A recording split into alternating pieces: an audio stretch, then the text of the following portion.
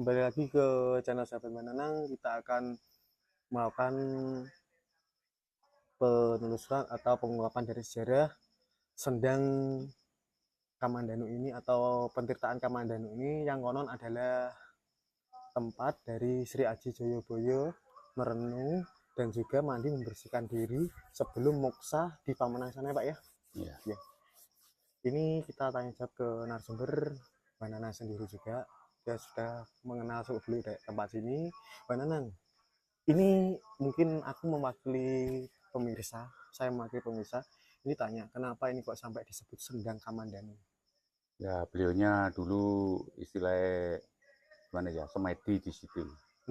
Ya, mau mandi, mau mukso itu Yang ada di beliaunya Pamenang sana ya? di Pamenang situ mandi dulu di sini. Ya, Hmm. makanya di sini itu Amit Sewu, pimpinan-pimpinan negara sini yang mandi di sini hanya dua. Ya, siapa? Dulu Pak Karno, Sama kedua Pak Jokowi. Pak Jokowi. Ya, makanya Pak Jokowi kuat. Dan Ya, katanya Abdurrahman Wahid atau Pak Gus Dur dulu juga di sini, Pak. oh ya, Tapi dia tapi nggak mandi ya, mungkin nggak jarang-jarang. tahu, nggak mandi. Ya, beliaunya seperti Pak Jokowi dulu ya sering di sini itu sering. Makanya beliaunya kuat. Ya, dia tidak meninggalkan sejarah dan nggak ngelayani bibit kawit. Ya, itu. Bahkan pemimpin sebelum-sebelumnya seperti pada waktu zaman Singosari, terus zaman Pajang, zaman Mataram, Kesultanan Surakarta, Ngayogyakarta dan lain sebagainya juga sering ke sini, Pak ya. Ya, sering ke sini. Karena Pokoknya setingkat raja-raja di wilayah Indonesia tuh pernah ke sini. Berarti ini tempat yang sangat disakralkan oleh para pemimpin bangsa yang ada di Indo sini, Pak ya, di Indonesia sini. Ini bahkan dulu orang luar ya pernah ke sini kan. Ini beliaunya ya minta syafaat, karomah, dan mukjizatnya yang Sri Aji Joyoboyo. Bahkan gubernur dari waktu kolonial dulu, Raffles, itu pernah juga ke sini. Dia kan juga pengagum sejarah dari dan penulis buku History of Java yang ada di sini. Menyelamatkan benda-benda di sini. Raffles itu. Raffles ya, Pak ya. Raffles kan beliaunya itu yang mendata. Bahkan beberapa sumber sejarah itu tulisan dari Raffles sendiri, Pak ya. Yang kita pakai juga ya, salah satu yang kita pakai selain Babat Kediri juga dari karangan dari Raffles sendiri, dan itu memang terbukti nyata, tempat-tempatnya juga ada semua, padahal dia menulis tahun 1800 berapa gitu ya. Ya seperti itu. Makanya ini orang sekti, Kediri itu orang sekti itu. Raja-raja semua itu istilahnya ritual tuh di Kediri. Di Kediri. Kalau menurut Bapak, tempat ini tuh bagaimana, Pak? Sakral itu, makanya orang-orang mau punya unek-unek, punya jadi pimpinan, jadi DPR, jadi lurah, itu insya Allah mensucikan diri di sini, insya Allah terkabul. Biasanya kalau hari-hari ramai di sini Jumat Legi, Pak? Enggak tentu ya, Jumat Legi dan Selasa Kliwon. Berarti hari ini, Pak? Ya, hari ini bertepatan dengan Selasa Kliwon, Pak ya. Selasa Kliwon, kalau menurut penanggalan Jawa itu Anggoro Kasih. Hari Anggoro Kasih. Hari Anggoro Kasih bisa dimaksudkan itu hari apa, Pak?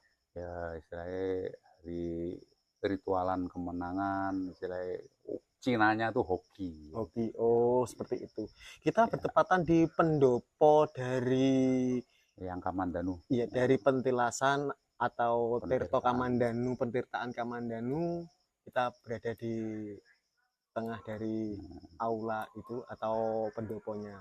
Makanya itu orang-orang itu di sini udah berbulan-bulan itu tidur di situ yang minta syafaat karomah itu. Ya, sini banyak orang jauh-jauh, orang tidur ini jauh-jauh semua loh. Orang jauh.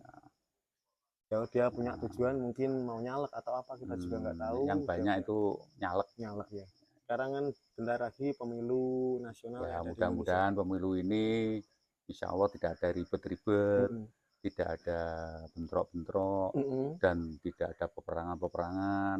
Kalau bisa sinkron semua dan damai semua. Karena semua pemimpin itu tujuannya satu, untuk mensejahterakan bangsa ya, Pak ya, nggak ada yang untuk menghancurkan bangsa.